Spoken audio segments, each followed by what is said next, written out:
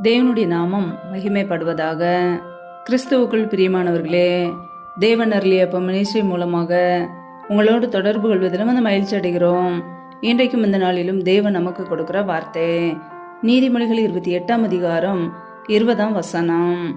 உண்மையுள்ள மனுஷன் பரிபூரண ஆசீர்வாதங்களை பெறுவான், ஐஸ்வர்யவானாகிறதற்கு தீவிரிக்கிறவனோ ஆக்கினைக்கு தப்பான் என்று கர்த்தருடைய வார்த்தை கூறுகிறது. ஆம் பிரியமானவர்களே, உண்மையுள்ள மனுஷன் பரிபூரண ஆசீர்வாதங்களை பெறுவான். நம்முடைய வாழ்க்கையிலே உண்மை உள்ளவர்களாய் வாழும்போது தேவன் நம்மை பரிபூரண நன்மைகளை கொண்டு ஆசீர்வாதங்களை கொண்டு நம்மை உயர்த்துகிறவராய் இருக்கிறார். ஹல்லேலூயா. நாம் செய்கிற வேலைகளை, தொழில்களை, வியாபாரங்களை கர்த்தர் ஆசீர்வதிக்கிறவராய் இருக்கிறார். நம்முடைய குடும்பத்தை ஆசீர்வதிக்கிறவராய் இருக்கிறார். பிள்ளைகளுடைய எதிர்காலங்களை ஆசீர்வதிக்கிறவராய் இருக்கிறார். மிருக ஜீவன்களை ஆசீர்வதிக்கிறவராய் இருக்கிறார். தோட்டத்தின் நிலங்களையும் கனிகளையும் ஆசீர்வதித்து நம்மை பெருக பண்ணுகிறவராய் இருக்கிறார். ஆம் பிரியமானவர்களே, நம்முடைய வாழ்க்கையிலே பரிபூரண ஆசீர்வாதங்களை பெற்றுக்கொள்ள உண்மை உள்ளவர்களாய் நாம் வாழ வேண்டும். ஹல்லேலூயா. நாம் உண்மையோடு வாழும்போது பரிபூரண ஜீவனை நமக்கு கர்த்தர் கொடுக்கிறவராய் இருக்கிறார். சுகம், பலன், ஆரோக்கியத்தை கொடுக்கிறவராய் இருக்கிறார். ஹல்லேலூயா. வேதத்துல நாம் வாசிக்கிறோம் 2 ராஜாக்கள் 20ஆம் அதிகாரம் 3ஆம் வசனத்திலே, கர்த்தாவே, நான் உமக்கு முன்பாக உண்மையும் மன உத்தமமாய் நடந்து உமது பார்வைக்கு நலமானதை செய்தேன் என்பதை நினைத்தருளும் என்று விண்ணப்பம் பண்ணினான்.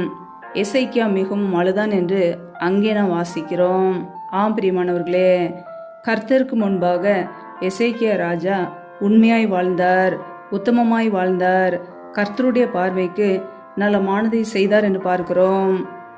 எசேக்கியா ராஜா கண்ணீரோடு தேவ சமூகத்திலே விண்ணப்பம் பண்ணுகிறார். அந்நாட்களிலே எசேக்கியா ராஜா வியாதிப்பட்டு மரணத்துக்கு ஏதுவாக இருக்கிறார். அப்பொழுது ஏசாயா தீர்க்கதரிசி அவரிடத்தில் வந்து, நீர் உமது வீட்டு காரியத்தை ஒழுங்குபடுத்தும், நீர் பிழைக்க மாட்டீர், மரித்து போவீர் என்று கர்த்தர் சொல்லுகிறார் என்று கூறுகிறார். அப்பொழுது எசேக்கியா ராஜா இப்படியாக தேவ சமூகத்திலே கண்ணீரோடு விண்ணப்பம் பண்ணுகிறார். மறுபடியும் கர்த்தருடைய வார்த்தை ஏசாயா தீர்க்கதரிசிக்கு வெளிப்பட்டு, உன் விண்ணப்பத்தை கேட்டேன், உன் கண்ணீரை கண்டேன், இதோ நான் உன்னை குணமாக்குவேன். 3ஆம் நாளிலே நீ கர்த்தருடைய ஆலயத்துக்கு போவாய், உன் நாட்களோடு 15 வருஷங்களை கூட்டுவேன் என்கிறார். ஆம் பிரியமானவர்களே, எசேக்கியா ராஜாவின் ஜெபத்தை தேவன் கேட்டார், உடனே பதில் கொடுத்தார். ஆயுசு நாட்களை 15 வருடங்கள் அதிகமாக கொடுக்கிறார். ஆம் பிரியமானவர்களே, தேவ சமூகத்திலே கண்ணீரோடு ஜெபிக்கும் போது அவருடைய விண்ணப்பம் கேட்கப்படுகிறது. அவர் தேவனுக்கு முன்பாக உண்மையாய் வாழ்ந்தார், உத்தமமாய் வாழ்ந்தார், தேவனுடைய பார்வைக்கு நலமானதை செய்கிறார். அதனாலே அவருடைய ஜெபம் கேட்கப்படுகிறது.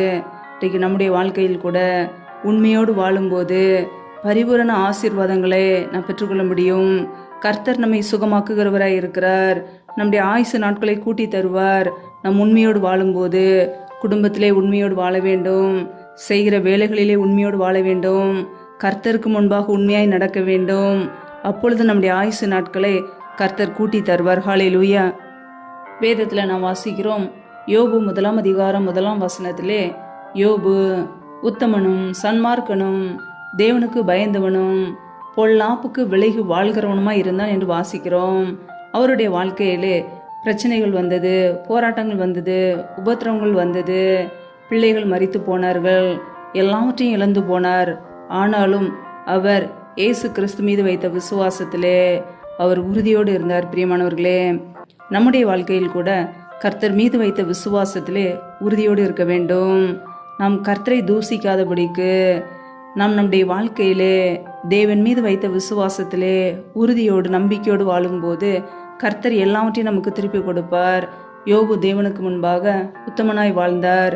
அவருடைய வாழ்க்கையிலே இழந்து போன எல்லா ஆசீர்வாதங்களையும் அவர் 2 திரும்ப பெற்றுக்கொண்டார். ஹல்லேலூயா. நம்முடைய வாழ்க்கையில் கூட உண்மை உள்ளவர்களாய் வாழும்போது, தேவனுக்கு முன்பாக பயந்து பரிசுத்தமுள்ளவர்களாய் வாழும்போது பரிபூர்ண நன்மைகளை நாம் பெற்றுக்கொள்ள முடியும். ஹல்லேலூயா. வேதத்துல நாம் வாசிக்கிறோம், எபிரேயர் 3ஆம் அதிகாரம் 5ஆம் வசனத்திலே, மோசே தேவனுடைய வீட்டில் எங்கும் உண்மை உள்ளவனாய் இருந்தான் என்று பார்க்கிறோம். ஆம் பிரியமானவர்களே, தேவன் நம்மிடம் உண்மையை எதிர்பார்க்கிறார். அவருடைய பிள்ளைகளாகி நாம் உண்மையோடு வாழும்போது பரிபூரண ஆசீர்வாதங்களை அவர் கொடுக்க ஆயத்தமாக இருக்கிறார். ஹல்லேலூயா. வேதத்தில் நாம் வாசிக்கிறோம். தானியேல் 6ஆம் அதிகாரம் 4ஆம் வசனத்திலே, அப்பொழுது பிரதானிகளும் தேசாதிபதிகளும் ராஜ்யத்தின் விசாரிப்பிலே தானியேலை குற்றப்படுத்தும்படி முகாந்திரம் தேடினார்கள். ஆனாலும் ஒரு முகாந்தரத்தையும் குற்றத்தையும் கண்டுபிடிக்க அவர்களால் கூடாதிருந்தது. அவன் உண்மை உள்ளவனாய் இருந்தபடியால் அவன் மேல் சுமத்த யாதொரு குற்றமும் குறையும் காணப்படவில்லை. ஹல்லேலூயா. பிரியமானவர்களே, தானியேலுடைய வாழ்க்கையிலே ஏதாவது ஒரு குற்றத்தை கண்டுபிடிக்க வேண்டும் என்று தேடினார்கள். ஆனால் தானியேலிடம் எந்த குறையும் இல்லை, குற்றமும் இல்லை. தானியேலுடைய வாழ்க்கையிலே தேவனுக்கு முன்பாக உண்மையாய் வாழ்ந்ததினாலே அவருடைய காரியம் எல்லாமே ஜெயமாய் முடிந்தது. தேவனுக்கு முன்பாக உண்மை உள்ளவராய் வாழ்ந்தார். விசேஷித்த ஆவியை பெற்றிருந்தார். தினமும் 3 வேளை விண்ணப்பம் பண்ணுகிறவராய் இருந்தார். தேவனோடு தொடர்பு கொண்டார். தேவனுக்கு பிரியமுள்ள ஒரு வாழ்க்கை வாழ்ந்தார். ராஜாவின் கட்டளையை மீறி தினமும் 3 வேளை விண்ணப்பம் பண்ணுகிறவராய் தேவனோடு தொடர்பு கொள்கிறவராய் இருந்தார். ஆனாலும் அவருடைய வாழ்க்கையிலே முடிவு ஜெயமாய் இருந்தது. சிங்கத்தின் கெபியிலே போட்டார்கள். ஆனாலும் தேவன் தம்முடைய தூதரை அனுப்பி தானியேலை காப்பாற்றினார். எந்த சேதம் வராதபடிக்கு தேவன் காப்பாற்றினார்.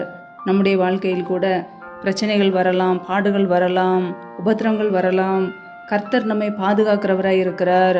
நம் உண்மையோடு வாழும்போது எந்த சத்துருக்களின் கிரியைகளோ போராட்டங்களோ நம்மை தொட முடியாது. பிரியமானவர்களே, தேவனுக்கு முன்பாக உண்மை உள்ளவர்களாய் வாழும்போது அநேக நன்மைகளை நாம் பெற்றுக்கொள்ள முடியும். நம்முடைய வாழ்க்கையிலே எல்லாம் ஜெயமாய் முடியும். எப்படி தானியேலின் வாழ்க்கையிலே எல்லாம் ஜெயமாய் முடிந்ததோ அதே போல நாமும் உண்மை உள்ளவர்களாய் வாழும்போது கர்த்தர் நமக்கு ஜெயத்தை கொடுப்பார். ஜெயமோ கர்த்தரால் வரும். பரிபூரண ஆசீர்வாதங்களை பெற்றுக்கொள்ள, நன்மைகளை பெற்றுக்கொள்ள நம்முடைய வாழ்க்கையிலே உண்மை உள்ளவர்களாய் வாழ்வோம். ஹல்லேலூயா. ஒவ்வொரு நாளும் நம்முடைய வாழ்க்கையிலே உண்மையோடு வாழ்கிறோமா? நம்மை நாமே ஆராய்ந்து பார்க்க வேண்டும்.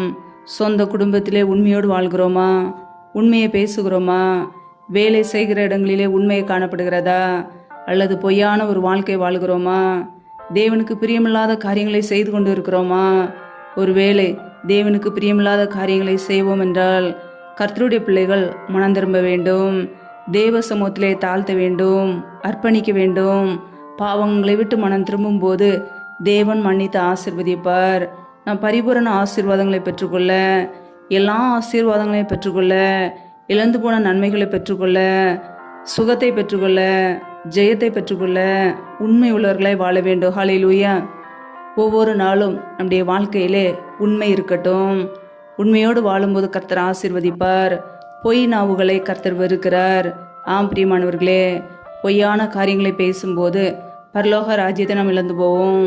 பொய்யை விரும்பி அதன்படி செய்கிற யாவரும் புறம்பே இருப்பார்கள் என்று தேவனுடைய வார்த்தை கூறுகிறது. கர்த்தருடைய பிள்ளைகள் உண்மையான காரியங்களை பேசுவோம், உண்மையோடு வாழ்வோம். தேவனுக்கு முன்பாக உண்மையோடு உத்தமத்தோடு வாழும்போது எல்லா ஆசீர்வாதங்களையும் கர்த்தர் நமக்கு கொடுத்து நம்மை உயர்த்துவார். ஹல்லேலூயா. கர்த்தர் தாமே உங்களை ஆசீர்வதிப்பாராக. ஆமேன். நம்மை நாமே தேவ சமூகத்திலே தாழ்த்தி அர்ப்பணித்து ஜெபிப்போம். ஜெபம். எங்களை அதிகமாய் நேசிக்கிற எங்கள் அன்பின் பரலோக தகப்பனே, மை துதிக்கிறோம், ஸ்தோத்திரிக்கிறோம். அப்பா, இந்த இரவு வேலைக்காக மை துதிக்கிறோம், ஸ்தோத்திரிக்கிறோம். ஒவ்வொரு நாளும் கண்ணின்மணி போல எங்களை பாதுகாத்து கிருபையோடு, ஜீவனோடு, சுகத்தோடு, பலத்தோடு, ஆரோக்கியத்தோடு வைத்திருக்கிறீரே நன்றியப்பா. எங்களுடைய தேவைகளை எல்லாம் சந்திக்கிறீரே நன்றி. ஒவ்வொரு நாளும் உண்ணவும் உடுக்கவும் தங்குவதற்கிடம் கொடுத்து எங்களை பாதுகாக்கிறீரே நன்றியப்பா. பிரயாணங்களிலே போகும்போதும் வரும்போது எங்களை பாதுகாக்கிறீரே, அதற்காக ஸ்தோத்திரம். இப்பொழுது இணைந்திருக்கிற ஒவ்வொரு குடும்பங்களையும் உடைய கரங்களிலே தாழ்த்தி ஜெபிக்கிறோம். கர்த்தர் தாமே ஒவ்வொரு குடும்பத்தையும் ஆசீர்வதிப்பீராக, பாதுகாத்துக் கொள்வீராக. பிள்ளைகள் செய்த தவறுகள், குறைகள், குற்றங்கள் எல்லாவற்றையும் மன்னிங்கப்பா. உடைய பரிசுத்த இரத்தத்தினால் கழுவி சுத்திகரிங்க. ஒவ்வொரு குடும்பங்களும் உடைய கரங்களிலே தாழ்த்துகிறோம். யாரெல்லாம் வேலை இல்லாமல் கஷ்டப்படுகிறார்களோ, பிள்ளைகள் படிப்பு கேட்ட நல்ல வேலைகளை ஏற்படுத்தி கொடுங்க. வேலை காரியங்கள் உள்ள எல்லா தடைகளையும் நீக்கி ஆசீர்வதிங்க. யாரெல்லாம் திருமணமாகி நீண்ட நாட்களாக குழந்தை இல்லாமல் குழந்தைக்காக கண்ணீரோடு பாரத்தோடு ஜெபிக்கிறார்களோ, கர்த்தர் அவர்களை ஆசீர்வதிங்க. பிள்ளைகள் கர்த்தரால் ஒரு சுதந்திரம், கர்ப்பத்தின் கனி அவரால் கிடைக்கும் பலன் என்று வேதத்தில் நாங்கள் வாசிக்கிறோம். என் தேவன் ஆசீர்வதிங்கப்பா. கர்ப்பத்தின் கனி தடைகள் எல்லாம் இயேசு கிறிஸ்துவின் நாமத்தினால நீங்கி போகட்டும். கர்த்தரை ஆசீர்வதிக்க போகிற கிருபைக்காக ஸ்தோத்திரம். யாரெல்லாம் பலவீனத்தோடு வியாதியோடு கஷ்டப்படுகிறார்களோ, கர்த்தர் அவர்களை தொட்டு சுகமாக்குவீராக. உடைய சுகமாக்கும் கரும் பிள்ளைகளை இப்பொழுதே தொட்டு சுகமாக்கட்டும், விடுதலையாக்கட்டும். விளைவீனத்திலே உடைய பலன் பரிபூரணமாய் விளங்கட்டும். ஆசீர்வதியும் உடைய நன்மையினால் நிரப்புங்க.